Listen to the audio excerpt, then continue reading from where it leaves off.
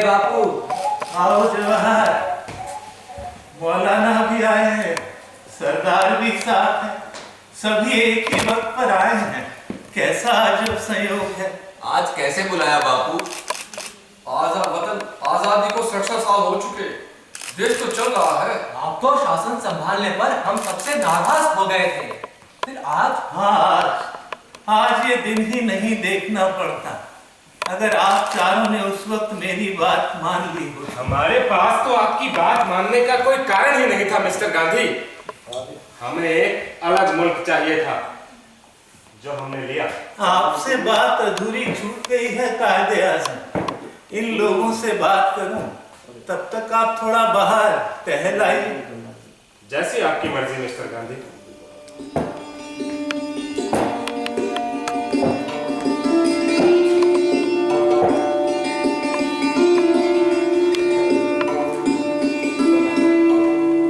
कैसे जवाहर, अभी भी गुलाब के फूल से मुंह नहीं छूटा तुम्हारा? पुरानी आदतें कहाँ छूट पाती है बापू? हाँ भाई, वैसे भी तुम तो खानदानी रईस थे। पता नहीं कौन सी घटना ने आजादी की लड़ाई की ओर धकेल दिया। दिल की आवाज ने। दिल के तो तुम अच्छे ही थे। कैसे सरदार, अब कुछ गुस्सा कम हुआ या नहीं? क्रोध तो अभी आता है बापू, पर पहले जैसा नहीं रहा। पता नहीं क्यों। तभी तो कहते हैं सरदार कि उम्र के साथ साथ अक्ल भी आती है। आपकी बातों का जवाब कभी था ही नहीं मेरे पास। और मौलाना, आपकी कभी दाढ़ी पूरी तरह सफेद तो मैंने देखी ही नहीं। बापू, आपके मजाक करने की आदत गई नहीं हुई। हाँ मौलाना, इसी विनोद ने तो कठिनतम परिस्थितियों में मुझे साहस दिया। मुझे मालूम है बापू, आपने कितना सहन किया, बर्दाश्त किया, अपने जज्बातों को दबाए रखा। तुम्हें पता है, कभी एक बार किसी ने मुझसे पूछा था कि आपकी राय में जीवन में विनोद का स्थान कितना है, तो मैंने कहा, आप तो मुझे महात्मा कहते हैं। जिंदगी में कठिनाइयों से लड़ना पड़ा है, कदम कदम पर निराश होना पड़ा है। ऐसे में अगर मुझ में विनोद ना होता तो भाई मैंने तो कब की आत्महत्या कर ली होती। मेरी विनोद शक्ति ने ही मुझे निराशा से बचाया। आपने तो अपनी कुटी में भी एक दार्शनिक का बेशकीमती वाक्य टांग रखा था। उस पर लिखा था, आपका पक्ष सही है तब मिजाज खोने की जरूरत नहीं है। और जब आपका पक्ष सही नहीं है तो मिजाज खोने का खतरा मोल नहीं ले सकते। हाँ, मुझे तो अब उस दार्शनिक का नाम भी याद नहीं रहा, पर बात तो सही ही थी। हाँ बाबू।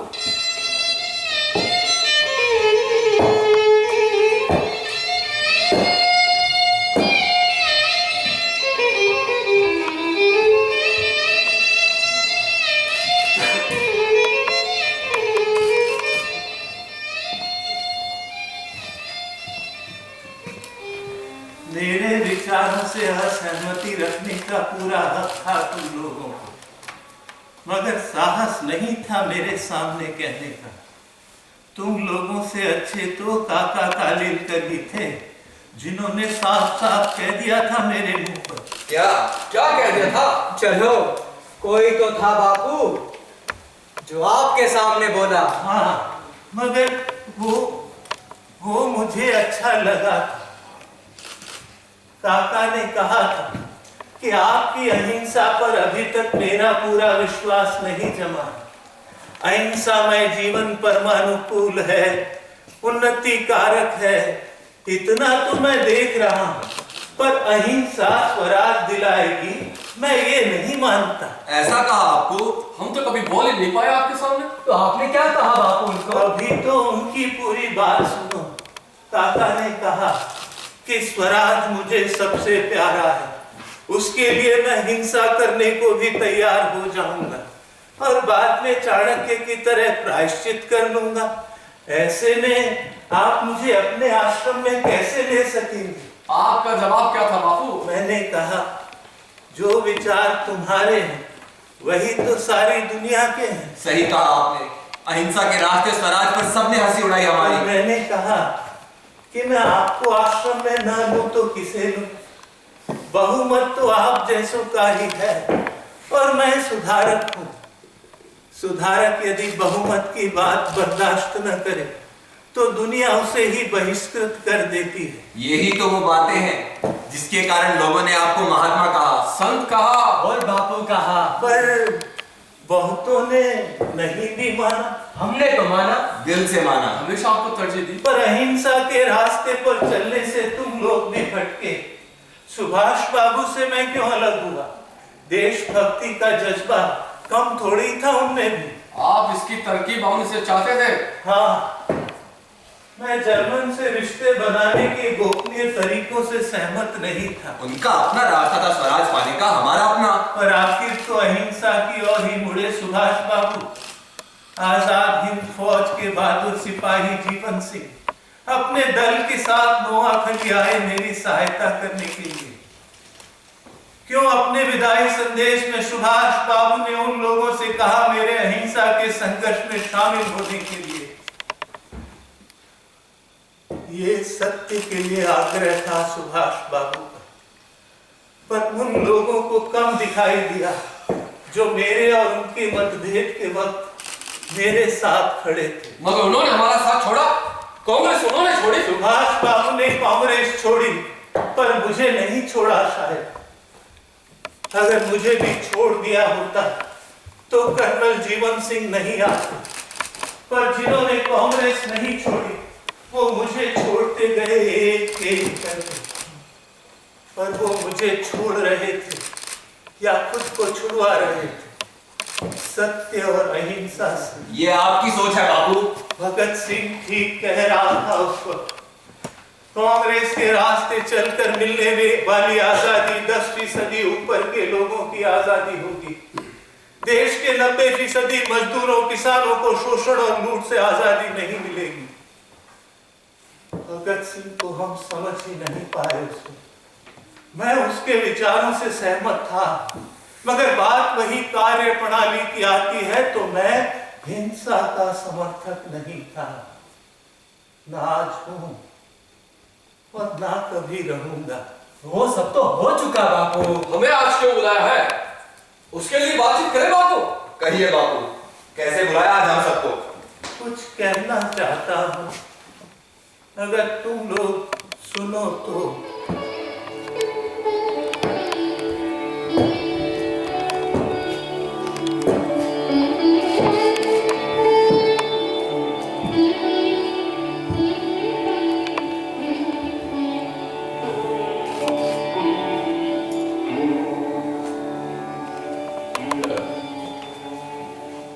चिंतन का वक्त आ चुका है। पहले जो न कर सके आज उस पर बात तो कर ही सकते हैं। थोड़ा सा पीछे चलें। उन सब बातों से अब क्या फायदा बापू? देखो, ये जो लोग बैठे हैं उन्हें तो पता चले कि चूक कहाँ हुई। फैसला इन पर छोड़ देते हैं। आप अगर ऐसा करना मुनासिब समझते हैं तो जैसे आपकी मर्जी। मैंने तो कभी आपकी मुखालफत नहीं की। नहीं मौलाना, तुमको तो मैं माफ कर ही नहीं सकता। मैंने तो हमेशा आपसे इत्तेफाक ही रखा। बापू को बोलने दो। आप कहिए बापू। कांग्रेस जब सत्य को अस्वीकार कर रही थी तो वो एक तरह से झूठ को स्वीकार कर रही थी। ये बात मैं पूरी तरह तब समझा जब मौलाना तुम तक ने मुझसे झूठ बोला। नहीं बापू, तुम्हें अपनी राय रखने का हक था मौलाना। कांग्रेस की जब आज तक की मुझसे कई बातों में मुख्तलिफ राय रही तो ऐसे में उस वक्त कांग्रेस के प्रेसिडेंट मौलाना अबुल कलाम आजाद भी अलग राय रख ही सकते थे। मैं समझा नहीं बापू। मौलाना, तुमने मुझसे ही नहीं अपने कांग्रेस के साथियों से भी छुपाकर ब्रिटिश सरकार और कैबिनेट मिशन को चिट्ठी लिखी। ऐसा करने की क्या जरूरत आ पड़ी थी मौलाना? जवाब दीजिए मौलाना। बापू कुछ पूछ रहे हैं। मुझे तो शुरू से ही कैबिनेट मिशन के उस फार्मूले से बंटवारे की गंध आ रही थी, पर तुम उस चिट्ठी के बारे में कम से कम अपने साथियों को तो बताते। बापू, उस वक्त मुझे वैसा करना मुनासिब लगा था। मैंने तुमसे पूछा तो तुमने ऐसी किसी चिट्ठी लिखने की बात को पूरी दृढ़ता के साथ अस्वीकार कर दिया। मैं सोच भी नहीं सकता कि मेरा अपना साथी मुझसे इतना बड़ा झूठ बोल सकता है। जब मैं तुमसे उस चिट्ठी के बारे में पूछ रहा था तब वो चिट्ठी मेरे पास थी।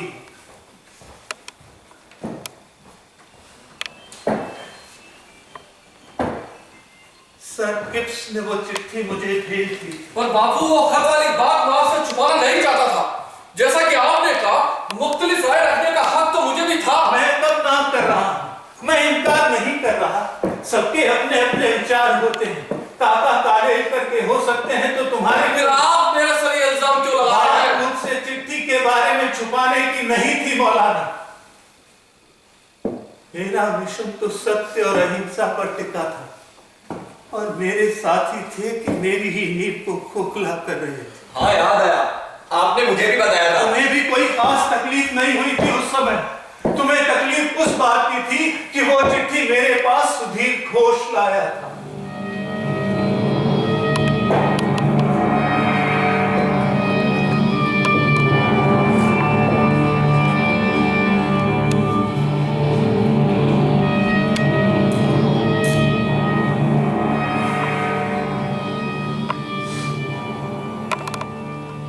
याद है सरदार, तुम युद्ध में ब्रिटिश सरकार का साथ देना चाहते थे कुछ शर्तों पर।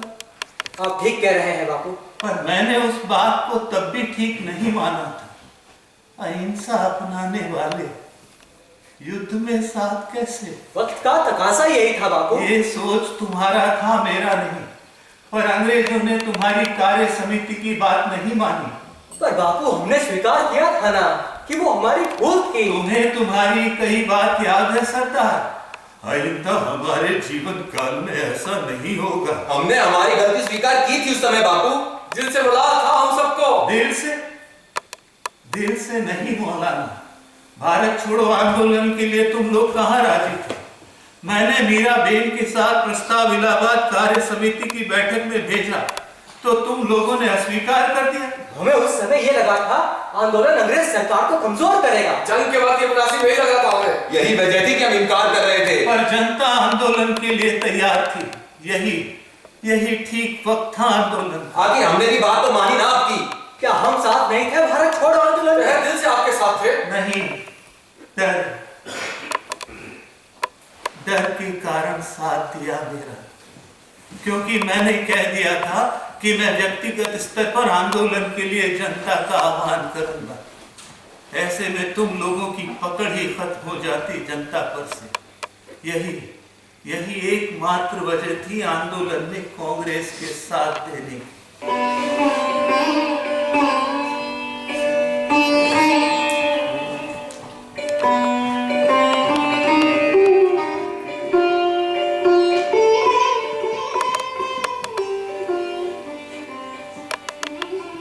पर वो आंदोलन तो सफल ही रहा बापू। हम भी जेल में ही थे आपके साथ। हम सबने अपनी गिरफ्तारी दी थी। हाँ, जनता ने बता दिया कि स्वराज की कितनी तड़प थी उसमें।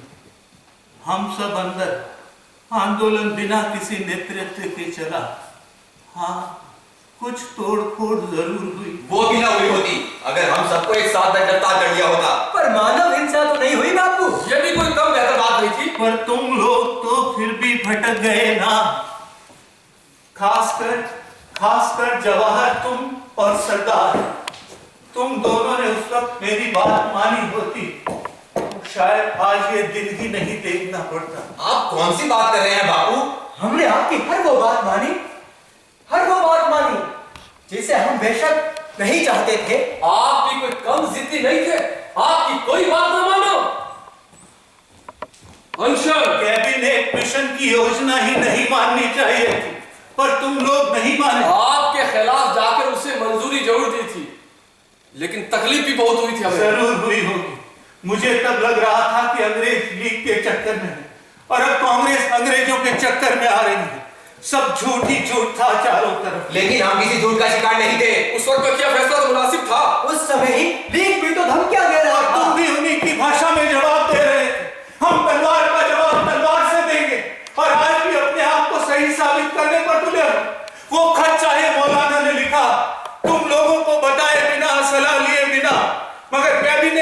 कमीशन की योजना को मानकर कांग्रेस ने मौलाना को ही सही साबित किया। उस समय हमें यही लगा कि हम ऐसा करके बंटवारे से बच जाएंगे। और मुझे लग रहा था हम बंटवारे में फंस जाएंगे।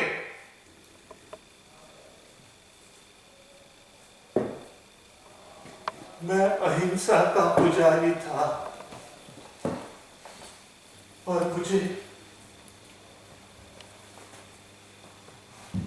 मुझे इस फैसले में हिंसा ही हिंसा नजर आ रही थी।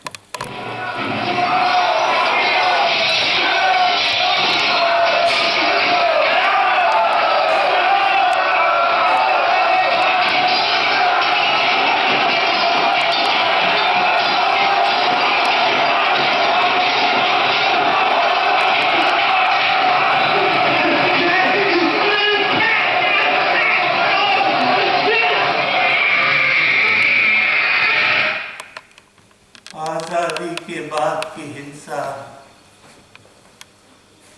याद है ना तुम लोगों को? हमने अपनी पूरी ताकत लगाई उसे रोकने के लिए, पर क्या रोक पाए? हमारी कोशिशों में कहाँ कमी थी? आप ही बताइए, मैंने किस गुरुद्वारे में मत्था नहीं टेका, किस मंदिर की चौखट को नहीं चूमा, किस मस्जिद में सजदा नहीं किया? पर हुआ तो वही जो मैंने कहा था। आजादी के बाद की हिंसा ने मुझे भीतर तक तोड़कर रख दिया। आजादी के बाद भी अगर मेरी बात मान ली होती तो शायद ये नहीं होता। कौन सी बात? कौन सी बात? आजादी की लड़ाई में हमारे साथ और हमसे अलग हुए सभी लोग थे। ख्यालात आपस में ना मिलने वाले, वो सब लोग इसलिए आ गए थे क्योंकि आजादी उन्हें भी चाहिए। कांग्रेस खुला मंच था जहां सभी का स्वागत था। मैंने कहा था तुम लोगों से, आजादी मिल चुकी है, अब मंच को पार्टी नहीं बनाना चाहिए। तब क्या करते? एक विचारधारा के लोग एक पार्टी में होते हैं जवाहर, हमारे साथ ऐसा नहीं था। ये सूरत हाल तो हर पार्टी हर सियासी तहरीक में होती है, हाथ तक की 5 उंगलियां बराबर नहीं होती। भूल रहे हो मौलाना, श्रम करते वक्त हो जाती है। लोग चाह रहे थे कि पार्टी बने, मगर हमारा लक्ष्य तो देश निर्माण होना चाहिए था। सियासत में बैठकर भी हम देश निर्माण ही कर रहे थे। और हम शासन नहीं करते तो शासन कौन करता? बस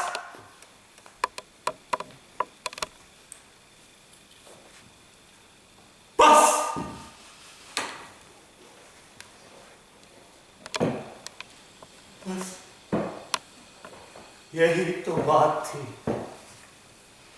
तुम लोग शासन करना चाहते थे, मगर मुल्क की आवाम हमारे साथ थी। आजादी की लड़ाई लड़ने के लिए, सरकार चलाने के लिए नहीं, उन पर हुकूमत करने के लिए नहीं। हुकूमत में रहकर ही अपने आवाम की खिदमत की। सरकार हुकूमत करती है मौलाना, सेवा नहीं। हमने पॉलिसीज बनाई, प्लानिंग कमीशन बनाया, उन सबके लिए हम कमिटेड थे। हाँ, क्यों नहीं? तुम्हारी उदारवादी औद्योगिकरण की नीति ने गांव के भोले भाले किसान को शहर का मजदूर बना दिया।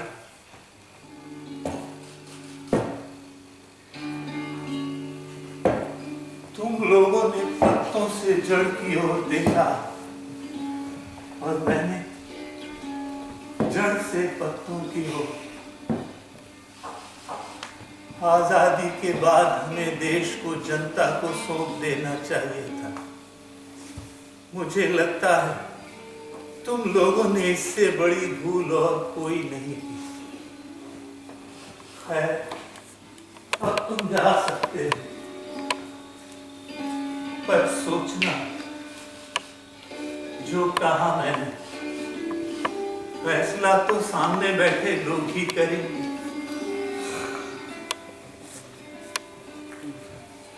और सुनो, जिन्ना बाहर होंगे उन्हें भेज दो।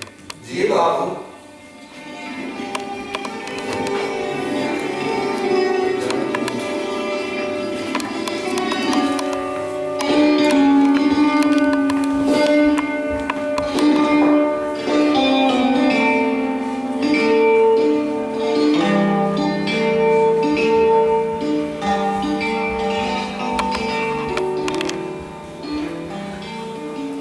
प्रणाम बाबू। नमस्ते बाबू। आओ रामानंद, बैठो बिहारी। आज कई लोगों से मिलने की इच्छा हुई, इसलिए तुम दोनों को भी बुला लिया। कहिए बापू, कैसे बुलाया? हम तो सोच भी नहीं सकते थे बापू कि आप हमें अब याद करेंगे इतने सालों बाद। तुम दोनों को कैसे भूल सकता हूँ? तुम ही तो वो लोग थे जिन्होंने जीवन पर्यंत मेरा साथ दिया, बिना किसी लोग के लालच के। हम तो आपके बनाए रास्ते पर चलते रहे थे बापू। ठीक कह रहे हो तुम। मेरे अपनों तक ने जब मुझे सुनना बंद कर दिया, तब भी वही लोग तो थे जो सुन रहे थे। हमें उस समय भी आपका साथ ठीक लगा था बापू। मैं अब भी यही सोच रहा हूँ कि हमसे भूल कहाँ हो गई। एक सपना जो आजाद भारत का देखा था, वो वैसा नहीं है बिहारी। उस वक्त भी मैंने उन सारी बातों को अपनाया जो मुझे ठीक लगी थी। मैं सुभाष बाबू के आजादी के जज्बे की कदर कर रहा था, तो भगत सिंह को भी गलत नहीं मान रहा था। भगत सिंह के विचारों से मैं भी बहुत प्रभावित था, और बिहारी भी। सांप्रदायिकता का मसला हो या अछूतों की बात हो, उसके विचार भी आप ही के समान थे।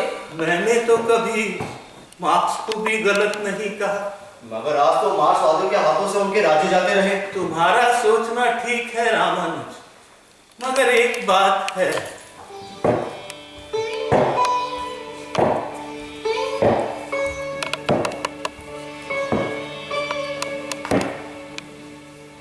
राज्यों की सरकारें जाने से विचार नहीं मर जाते। सत्ता के सुख ने जवाहर, सरदार या मौलाना से जो गलतियां करवाई, वही उन्होंने की। सत्ता की शराब का नशा विचारों को डुबो देता है। मार्क्स के विचार तो आज भी सही हैं, मगर अपनाने वाले ही पथभ्रष्ट हो जाए तो कोई क्या करे। भगत सिंह ने उस वक्त कितना सही कहा था बापू, जब चारों ओर दंगे भड़क उठे थे। लोगों ने एक दूसरे को इसलिए नहीं मारा कि फला व्यक्ति दोषी है, लोग एक दूसरे को इसलिए मार रहे थे वो मुसलमान है, वो सिख है, वो हिंदू है। बस किसी व्यक्ति का सिख या हिंदू होना मुसलमानों द्वारा मारे जाने के लिए काफी था, तो इसी तरह किसी का मुसलमान होना उसके मारे जाने के लिए पर्याप्त। लेकिन आज के हालात में लड़ाई रोकने के लिए वर्ग चेतना की जरूरत है। गरीब तो किसी भी जाति, धर्म या रंग या देश का हो, अधिकार तो एक है। आर्थिक असमानता ही बेड़ा गर्क किया है। मुझे तो आज भी लगता है सांप्रदायिक दंगों की जड़ खोजे तो उसका कारण आर्थिक ही जान पड़ता है। तुम दोनों तो आज ठीक वैसे ही बोल रहे हो जैसे किसी जमाने में भगत सिंह बोला करता था। मुझे याद है कुछ ऐसा ही कहा था जून 1928 में भगत सिंह ने। हम हरिजन उद्धार की बात कर रहे थे, तब भगत सिंह भी वैसे ही सोच सकता था। और भी लोग थे जो ऐसा ही विचार रखते थे। सिंध के एक मुस्लिम सज्जन श्री नूर मोहम्मद, जो बंबई काउंसिल के मेंबर थे, उन्होंने कहा था कि जब तुम एक इंसान को जीने के लिए पानी देने से भी इनकार करते हो, जब तुम उसे पढ़ने भी नहीं देते, तो तुम्हें क्या हक है कि अपने लिए अधिक अधिकारों की मांग करो। खैर छोड़ो, तुम लोगों को इसलिए बुलाया कि वर्तमान हालात बिगड़ चुके हैं। अब हमें एक बार फिर एकजुट होना होगा। अब मैं सिर्फ और सिर्फ तुम जैसों पर भरोसा कर सकता हूं, जो निस्वार्थ भाव से इस देश के लिए कुछ कर सकते हैं, जिन्हें आज लोग आम आदमी कहते हैं। आप जब चाहे हमें याद कर लें बापू। हम आपको आपके आसपास ही दिखाई देंगे। ठीक कह रहे हो, मुझे तुम जैसे लोगों की जरूरत पड़ेगी, उन सब की जिन्हें सत्ता की भूख नहीं है, जो शासन नहीं करना चाहते जवाहर, सरदार या मौलाना की तरह। अब कोई भूल नहीं होने दूंगा। वक्त आने पर तुम ही लोग मेरे साथ खड़े रहोगे, मेरी अग्रिम पंक्ति में, मेरे दाएं बाएं। अच्छा बाबा। सकते हो। अच्छा बापू, चलते हैं।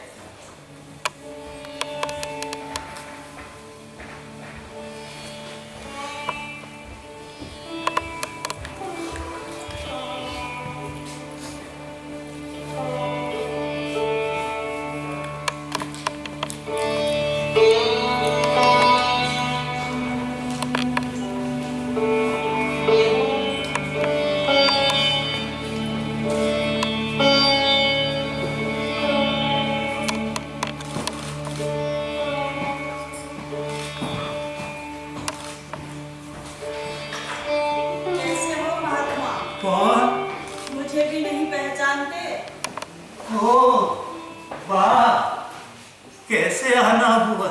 सोचा सभी से मिल रहे हो, मैं भी मिल लूं। पर मैंने तो नहीं बुलाया।